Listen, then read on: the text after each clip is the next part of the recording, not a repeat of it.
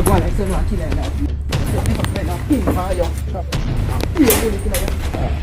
Squad, you know, long we are looking at the wall.